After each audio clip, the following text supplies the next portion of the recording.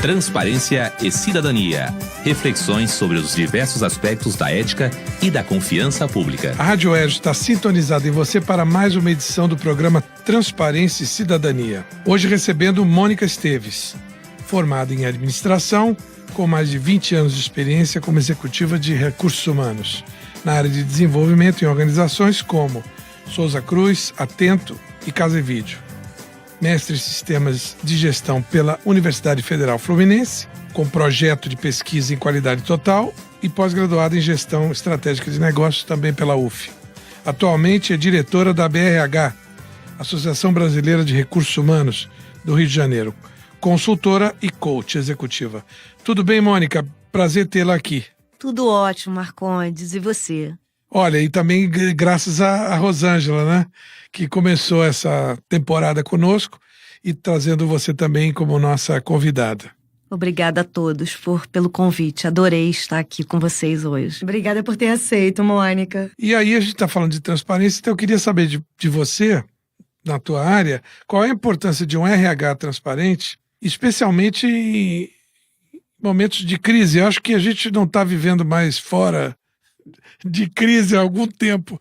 Então, qual é a importância de um RH transparente? Bom, Marcondes, eu acho que eu já nasci em crise, né? Então, acho que falar de crise no Brasil é muito importante porque a transparência ela não entra só no momento de crise. Ela tem que ser falada, né, em todos os momentos, principalmente no momento de crise. Mas o que eu acredito é o seguinte: ser humano, o recursos humanos deve ser transparente em todas as suas práticas do RH, pois ele precisa se conscientizar que estamos lidando com o humano e não com as máquinas. Temos a responsabilidade de transmitir informações aos nossos colaboradores com transparência e total clareza de detalhes, para que esses indivíduos façam suas escolhas da melhor forma, de uma forma bastante consistente. Então, acredito que, em momentos de crise, é preciso fortalecer muito a comunicação interna da empresa, né? Informando a maneira rápida e bem eficaz a realidade pela qual essa empresa está passando, seja por uma compra, seja por uma redução de recursos, seja por uma redução de quadro, né? Informando bem o que vai acontecer e o que ela está prevendo fazer para minimizar ou mitigar qualquer problema dentro da organização. Então, acredito muito que a empresa precisa ter essa comunicação clara, transparente, rápida e que de forma verdadeira com seus funcionários. Quando a gente fala, muito bem colocado, a comunicação, as corporações, o valor e a importância mesmo dessa comunicação ser clara, não ser enviesada, como ter transparência, né, no ambiente de trabalho. Será que você pode dar algumas dicas para os nossos ouvintes? Então, tenho certeza, tá? Que a primeira coisa a fazer o gestor tem que ter consciência dessa transparência, né? A liderança, a alta liderança, o corpo diretivo da organização tem que ter clareza da transparência, que para mim é um dos pilares de sucesso de qualquer organização. Todas as relações dentro da instituição vão começar a ser mais saudáveis e mais respeitosas quando você adapta uma relação humana mais transparente, né? Ocorre maior harmonia nessa relação e maior estabelecimento de confiança, que para mim é algo que é importantíssimo dentro da relação. Sem uma relação de confiança, você não estabelece laços e logo você não tem os funcionários engajados dentro da organização, né? Uma outra coisa que eu também diria para vocês, que a empresa tem que ser a primeira a deixar claro as regras desse comportamento. Que comportamentos são esses que ela espera dos seus funcionários? Como correto, né? Que ela acredita que sejam corretos ou éticos, né? Ter o compromisso também verdadeiro com a autenticidade, que isso eu acho que é o mais complicado hoje. Você deixar que os funcionários ou os colaboradores sejam realmente autênticos. E o que é ser autêntico?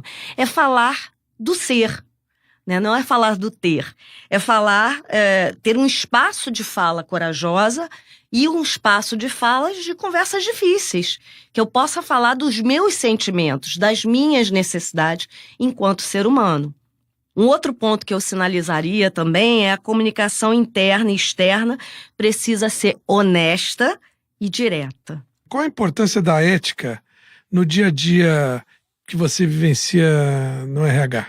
Bom, ética é fundamental para o RH e para todas as áreas da organização, né? Não é só para RH, como em todas as profissões, que eu diria, né? Ética deve ser um valor, né? Para mim, ela não é uma competência somente de recursos humanos, ela é um valor para toda a organização, pois deve ter compromisso e respeito com o colaborador, de maneira que esta confiança seja construída ou estabelecida e, com isto, a empresa possa ganhar credibilidade no mercado. Ela começa a ganhar credibilidade a partir do que os outros falam, né? As pessoas saem da organização e falam da empresa. Elas estão com os amigos e falam da empresa, né? Onde estão, como acontece as práticas dentro da organização. E isso é fundamental para uma empresa ganhar credibilidade. E quando você falou, Mônica, é bem interessante, de transparência no ambiente de trabalho, você fez um paralelo muito pertinente com cultura organizacional, que realmente é isso, né? A empresa tem que estar cada vez mais transparente para que os funcionários também possam se sentir à vontade e, como você disse, de serem, assim, autênticos, né? Que é uma coisa que a gente está perdendo, inclusive quando a gente fala de mídias sociais, num universo, assim, um pouco maior. Mas você poderia trazer exemplos simples aí de ética também no ambiente de trabalho? Ser claro e direto nas suas comunicações. Por exemplo, né, acho que é importante, quando o gestor está contratando alguém, ele tem que dizer o que ele espera desse colaborador, né? Qual é o desafio que ele vai ter no ambiente de trabalho. Porque é muito comum a gente ver, e eu já tive desse outro lado, né, como gestora de RH, e quando a gente contrata, a gente quer encantar o colaborador. Então você diz milhões de coisas bonitas, mas qual é a parte ruim, que não é tão boa? Ninguém fala, né? De repente é um ambiente de competição, é um ambiente de colaboração. Então você tem que falar algumas coisas dessa organização. Qual é o perfil desse público que está lá dentro? Qual o estilo daquele gestor? É um estilo mais autoritário? É um estilo mais colaborativo? Então você precisa falar.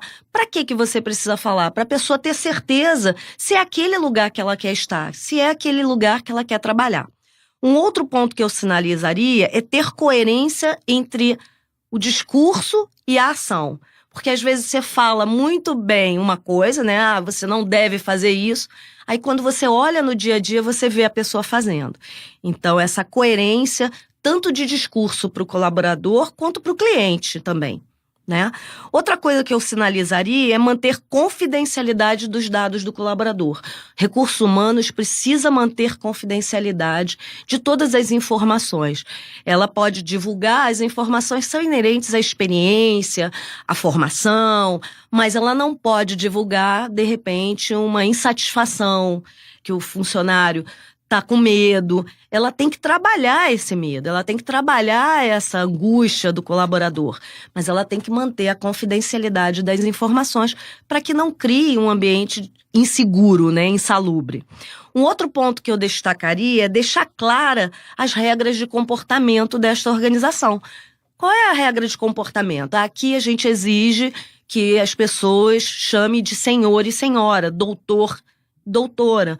Deixar claro, para que não tenha nenhum conflito aí ao longo do período que você esteja lá trabalhando. É interessante isso, porque acompanhei um documentário sobre o momento europeu agora, né? A questão do trabalho. A competição interna tem crescido muito, as pessoas não têm sido estimuladas a ser muito individuais. Então, a hora da seleção, do recrutamento, é uma hora muito delicada, muito sensível na área de RH. Eu queria saber com você como é que deve ser a condução do processo seletivo, tendo em vista essa questão da ética. Como é que as pessoas devem agir?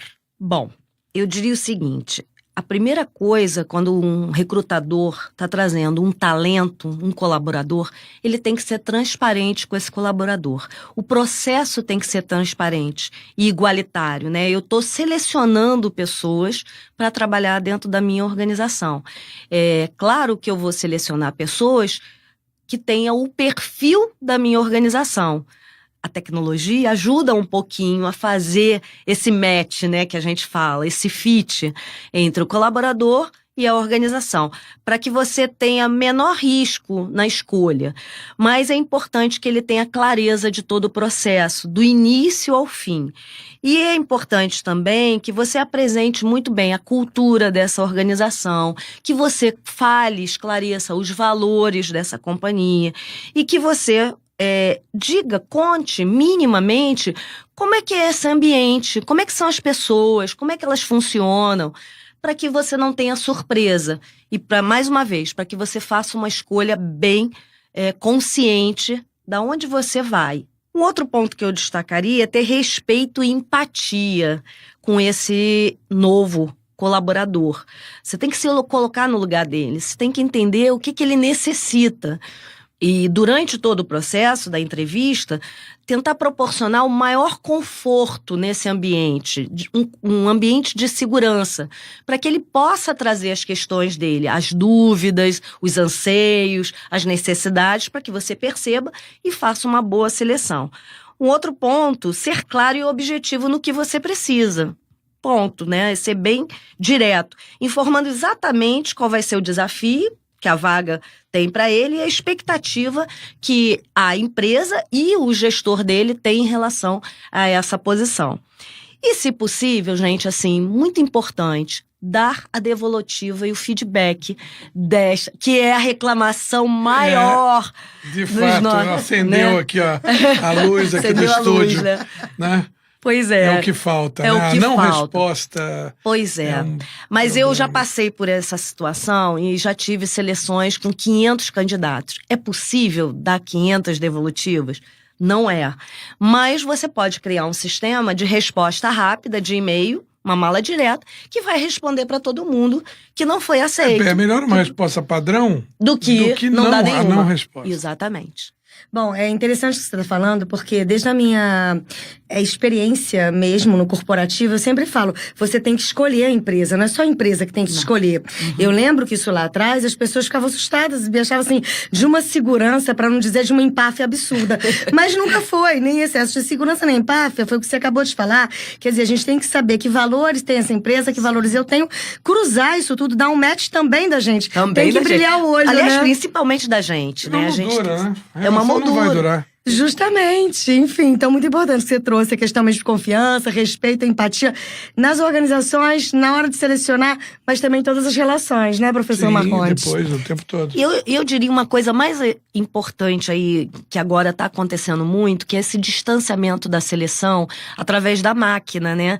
Você está utilizando todos os recursos tecnológicos para escolher, mas não inviabiliza de você ter o face-to-face, o olho no olho, para saber se aquela pessoa realmente tem o fit da organização. E para saber se os dados que foram gerados são compatíveis com o que você espera dessa pessoa. Não inviabiliza de ter o contato pessoal nos últimos candidatos, naqueles que passaram em todo o processo e ficaram aí numa escolha ali definida com os melhores candidatos. Muito boa a sua colocação, porque a melhor comunicação, eu que sou uma especialista em comunicação, é o olho no olho. É o olho no olho. Então as ferramentas estão aí para adiantar, mas não para substituir. A gente vai querer que você volte. Esse é um tema gostoso para ser falado, né? Eu acho que tem muito assunto. assunto. Com um pouquinho mais de respiração, né?